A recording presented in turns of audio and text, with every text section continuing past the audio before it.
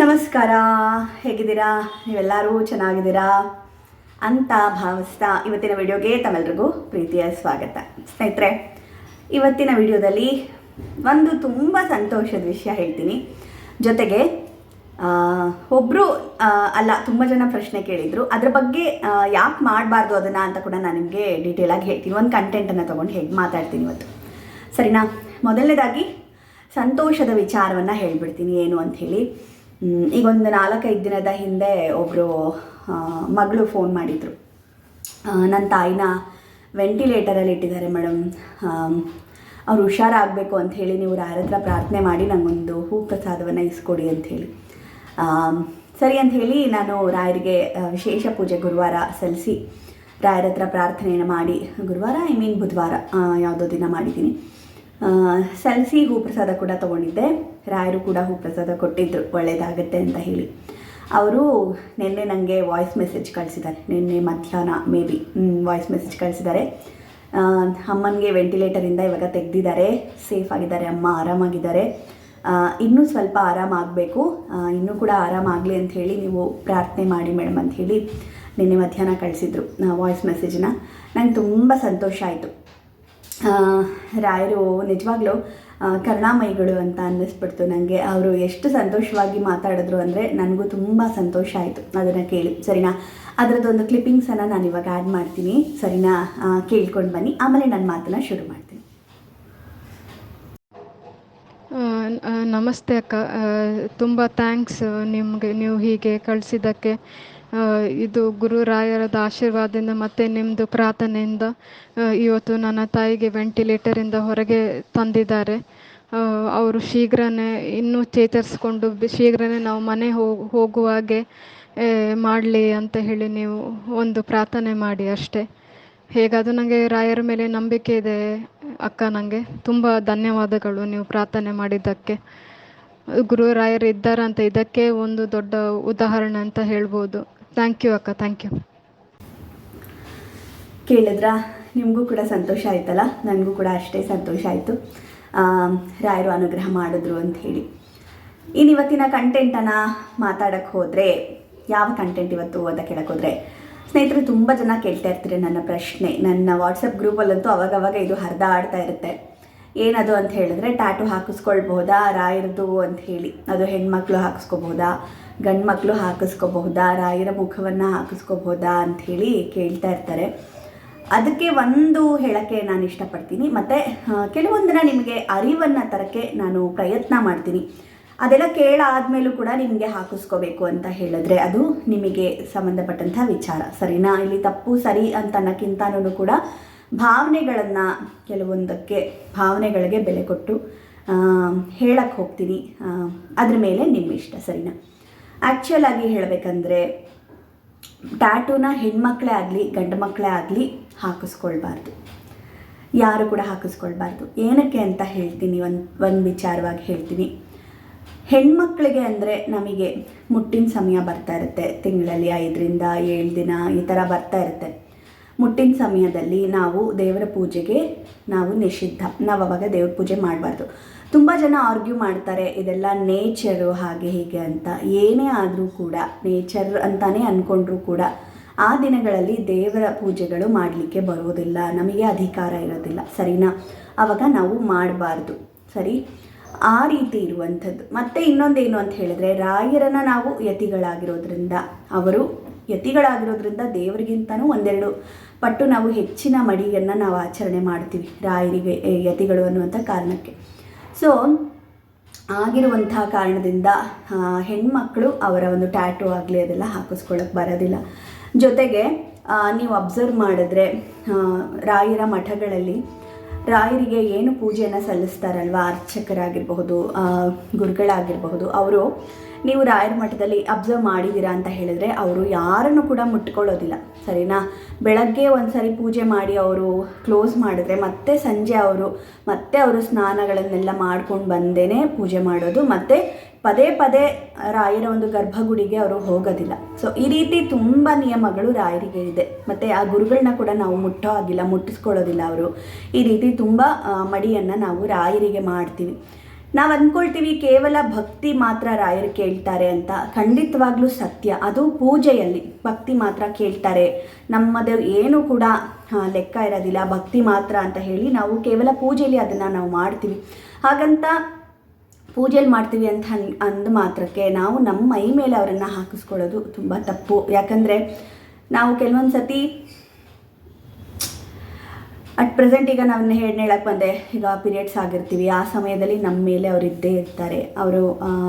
ಅವ್ರನ್ನ ನಾವು ನೋಡ್ತಾ ಇರ್ತೀವಿ, ಮುಟ್ಕೊಳ್ತಾ ಇರ್ತೀವಿ, ಮತ್ತು ಮಲ್ಕೊಳ್ತೀವಿ. ಒಬ್ಬೊಬ್ಬರಂತೂ ಈ ಬೆನ್ನಿಂದ ಎಲ್ಲ ಹಾಕಿಸ್ಕೊಳ್ತಾರೆ. ನಾವು ಹಿಂಗೆಲ್ಲ ಮಲ್ಕೊಂಡಾಗ ಅದು ಯಾವ ರೀತಿ ಅನಿಸುತ್ತೆ, ನೀವೇ ಒಂದ್ಸತಿ ಯೋಚನೆ ಮಾಡಿ, ಸರಿನಾ? ಮತ್ತು ಯಾವಾಗಲೂ ಕೂಡ ನಾವು ಒಂದೇ ರೀತಿ ಇರಲಿಕ್ಕಾಗೋದಿಲ್ಲ.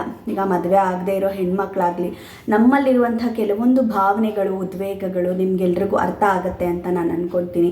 ಮತ್ತು ಮದುವೆ ಆಗಿರುವಂಥ ಹೆಣ್ಮಕ್ಳಾಗಿರಬಹುದು, ಅವೆಲ್ಲ ಮೈಲಿಗೆಗಳಾಗ್ತಾ ಇರುತ್ತೆ.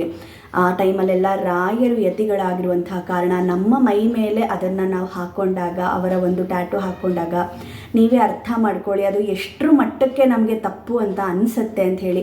ಇದೆಲ್ಲ ಯೋಚನೆ ಮಾಡಿ ಒಂದು ಸತಿ ನೀವು ರಾಯರ ಟ್ಯಾಟು ಹಾಕ್ಕೊಳ್ಬಹುದಾ ಇಲ್ವಾ ಅನ್ನುವಂಥದ್ದನ್ನು ಯೋಚನೆ ಮಾಡಿ ಹಾಕಿಸ್ಕೊಳ್ಳಿ ದಯವಿಟ್ಟು. ಯಾಕಂದರೆ ರಾಯರು ಖಂಡಿತ ಎಲ್ರಿಗೂ ಶಿಕ್ಷೆ ಕೊಡ್ತಾರೆ ಅಂತ ನಾನು ಹೇಳಲ್ಲ, ಅಥವಾ ನಿಮಗೇನೋ ಮಾಡಿಬಿಡ್ತಾರೆ ಅಂತ ನಾನು ಹೇಳಲ್ಲ. ಅವ್ರು ತುಂಬ ಒಳ್ಳೆಯವರೇ ಇರಬಹುದು, ಯಾರ ತಪ್ಪನ್ನಾದರೂ ಕ್ಷಮಿಸುವಂಥ ಕ್ಷಮಾಗುಣದವರೇ ಇರಬಹುದು ಅವರು. ಆದರೂ ಕೂಡ ಅವ್ರು ಕ್ಷಮಿಸ್ತಾರೆ ಅನ್ನುವಂಥ ಒಂದೇ ಒಂದು ಅಡ್ವಾಂಟೇಜನ್ನು ತಗೊಂಡು ನಾವು ಈ ಥರ ಎಲ್ಲ ಅವರಿಗೆ ತಪ್ಪುಗಳನ್ನ ಮಾಡೋದು ತಪ್ಪಲ್ವಾ? ಸೊ ಹಾಗಾಗಿ ಇದೆಲ್ಲ ನೀವು ತಲೆಯಲ್ಲಿಟ್ಕೊಂಡು ಟ್ಯಾಟು ಹಾಕಿಸ್ಕೊಳ್ಬೇಕಾ ಬೇಡವಾ ಇದನ್ನು ನೀವೇ ಯೋಚನೆ ಮಾಡಿ. ಇಲ್ಲ ನಾನು ಹಾಕಿಸ್ಕೊಳ್ತೀನಿ ಅಂದರೆ ಅದಕ್ಕೆ ನಾವು ಏನು ಹೇಳೋಕ್ಕಾಗಲ್ಲ, ಬೇರೆಯವರು ಏನು ಹೇಳೋಕ್ಕಾಗಲ್ಲ. ಯಾಕಂದರೆ ಅದು ನಿಮ್ಮ ತೀರಾ ಪರ್ಸ್ನಲ್ ವಿಚಾರ. ಸೊ ಆದರೂ ಕೆಲವೊಂದು ಹೇಳೋ ಒಂದು ಕರ್ತವ್ಯ ಅಂತ ಇದ್ದಾಗ ಹೇಳೋದನ್ನು ನೀವು ತಗೊಳ್ಳೇಬೇಕು ಅಂತಲೂ ಕೂಡ ಏನಿಲ್ಲ, ಅದು ನಿಮಗೆ ಬಿಟ್ಟಂಥ ವಿಚಾರ. ಇದನ್ನೆಲ್ಲ ತಲೆಯಲ್ಲಿ ಇಟ್ಕೊಂಡು ನೀವೇ ಯೋಚನೆ ಮಾಡಿ, ನಾವು ಹಾಕಿಸ್ಕೊಳ್ಳೋದ್ರಿಂದ ಒಳ್ಳೆಯದಾ ತಪ್ಪಾ ಅಂತ ಹೇಳಿ ನೀವೇ ಯೋಚನೆ ಮಾಡಿ.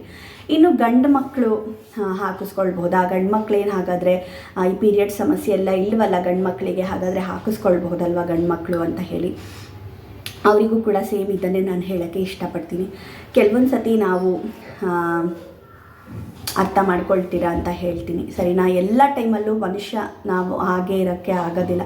ನಾವು ರಾಯರ ಥರ ದೀಕ್ಷೆ ತೊಗೊಂಡು ಬದುಕೋಕ್ಕಾಗೋದಿಲ್ಲ ಅಲ್ವಾ? ನಾವು ಇದನ್ನು ಮುಟ್ಟಲ್ಲ, ಅದನ್ನು ತಿನ್ನಲ್ಲ, ಅಲ್ಲಿಗೆ ಹೋಗಲ್ಲ, ಆ ಕೆಲಸ ಮಾಡಲ್ಲ, ಅದೆಲ್ಲ ದೀಕ್ಷೆ ತೊಗೊಂಡು ನಾವು ಇರೋಕ್ಕಾಗಲ್ಲ ಅಲ್ವಾ? ಸೊ ಹಾಗಾಗಿ ನಾವು ಮನುಷ್ಯರಾಗಿರೋದ್ರಿಂದ ಅದೆಲ್ಲವೂ ಕೂಡ ನಮ್ಮ ಜೀವನದಲ್ಲಿ ಇದ್ದೇ ಇರುತ್ತೆ. ಸೊ ಇದೆಲ್ಲ ಇರೋ ಕಾರಣ ನಾವು ಹಾಕಿಸ್ಕೊಳ್ಳೋದ್ರಿಂದ ತಪ್ಪು ಅಂತಲೇ ನನ್ನ ಭಾವನೆ, ಬೇಡ ಹಾಕಿಸ್ಕೊಳ್ಳೋದು ಅಂತ ಅನ್ನೋದೇ ನನ್ನ ಭಾವನೆ. ಇದನ್ನೆಲ್ಲ ಹೊರತುಪಡಿಸಿ ನೀವು ಹಾಕಿಸ್ಕೊಳ್ತೀನಿ ಅಂತ ಹೇಳಿದ್ರೆ ಅದು ನಿಮಗೆ ಬಿಟ್ಟಂಥ ವಿಚಾರ. ಯಾಕಂದರೆ ಒಂದು ಮಾತಿದೆ, ಏನಂದರೆ ಯಾರಾದರೂ ತಪ್ಪು ಮಾಡ್ತಾ ಇದ್ದಾರೆ ಅಥವಾ ತಪ್ಪು ಮಾಡ್ತಿದ್ದಾರೆ ಅಂತಂದರೆ ನಾವು ಹೇಳೋ ಮಾತು ಹೇಳಿಬಿಡಬೇಕು. ಬಟ್ ಅವ್ರು ಅದನ್ನು ಕೇಳ್ತಾ ಇಲ್ಲ ಅಂತ ಹೇಳಿದಾಗ ಅದು ಅವರಿಗೆ ಒಂದು ದಿನ ಅರ್ಥ ಆಗುತ್ತೆ ನಾವು ಮಾಡಿ ತಪ್ಪು ಅಂತ ಹೇಳಿ. ನಾವು ಅದನ್ನು ತಪ್ಪು ಅಂತ ಹೇಳಲಿಕ್ಕೆ ಬರೋದಿಲ್ಲ. ಸೊ ಆ ತಪ್ಪಿನ ಅರಿವು ಅವ್ರಿಗೆ ಆಗುತ್ತೆ ಒಂದಿನ ಅಂತ ಹೇಳಿ ನಾವು ಬಿಟ್ಟರೆ ನಾವು ಅದನ್ನು ತಪ್ಪು ಅಂತ ವಾದ ಮಾಡೋದಕ್ಕೂ ಆಗೋದಿಲ್ಲ. ಸೊ ಹಾಗಾಗಿ ನನ್ನ ಪ್ರಕಾರ ಹೇಳೋದಾದರೆ ಇದನ್ನೆಲ್ಲ ತಲೆಯಲ್ಲಿ ಇಟ್ಕೊಂಡು ನೀವು ಹಾಕಿಸ್ಕೊಳ್ಬೇಕಾ ಇಲ್ವಾ ಅನ್ನೋದನ್ನು ನೀವೇ ಯೋಚನೆ ಮಾಡಿ ಹಾಕಿಸ್ಕೊಳ್ಳಿ, ಸರಿನಾ? ಇದೆಲ್ಲವೂ ಕೂಡ ಯೋಚನೆ ಮಾಡೋದಾದರೆ ರಾಯರನ್ನು ಖಂಡಿತವಾಗ್ಲೂ ಹಾಕಿಸ್ಕೊಳ್ಳದೇ ಇರೋದೇ ಒಳ್ಳೆಯದು ಅಂತ ಅಂದ್ಕೊತೀನಿ ನಾನು, ಯಾರೇ ಆದರೂ ಕೂಡ. ಯಾಕಂದರೆ ನಾವು ತುಂಬ ಹಿಡಿದಿಟ್ಕೊಳ್ಳೋದಕ್ಕಾಗಲ್ಲ ನಮ್ಮ ಆಸೆ ಭಾವನೆಗಳನ್ನು, ನಮ್ಮ ಊಟನ ಯಾವುದನ್ನು ಹಿಡಿದಿಟ್ಕೊಳ್ಳೋಕ್ಕಾಗೋದಿಲ್ಲ.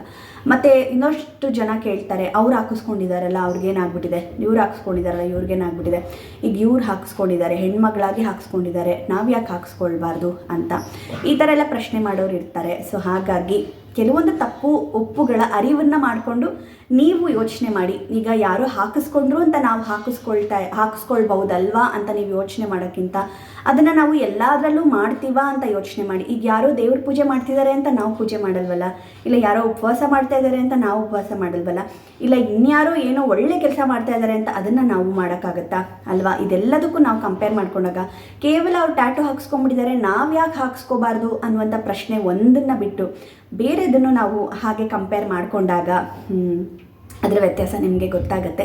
ಸೊ ಫೈನಲಿ ಹೇಳೋದಾದರೆ ಹಾಕಿಸ್ಕೋಬೋದಾ ಇಲ್ವಾ ಅಂತ ಹೇಳೋದಾದರೆ ಖಂಡಿತ ಹಾಕಿಸ್ಕೊಳ್ಳೋದು ತಪ್ಪು ಅನ್ನೋದೇ ನನ್ನ ಭಾವನೆ. ಅದರ ಮೇಲೆ ನೀವು ಹಾಕಿಸ್ಕೊಳ್ತೀವಿ ಅಂದಾಗ ಅದು ನಿಮ್ಮ ಒಂದು ಸ್ವಂತಿಕೆಗೆ ಬಿಟ್ಟಂಥ ವಿಚಾರ, ಸರಿನಾ? ಫೋರ್ಸ್ಫುಲಿಯಾಗಿ ನೀವು ಹಾಕಿಸ್ಕೊಳ್ಕೂಡ್ದು ಅಂತ ನಾನು ಹೇಳೋಕ್ಕೆ ನನಗೂ ಅಧಿಕಾರ ಇರೋದಿಲ್ಲ. ಸೊ ಒಂದೇನೋ ಮಾತು ಯಾರೋ ಕೇಳಿದರು, ಮಾಡಬಹುದಾ ಮಾಡಬಾರ್ದಾ ಮೇಡಮ್ ಅಂತ ಹೇಳಿ.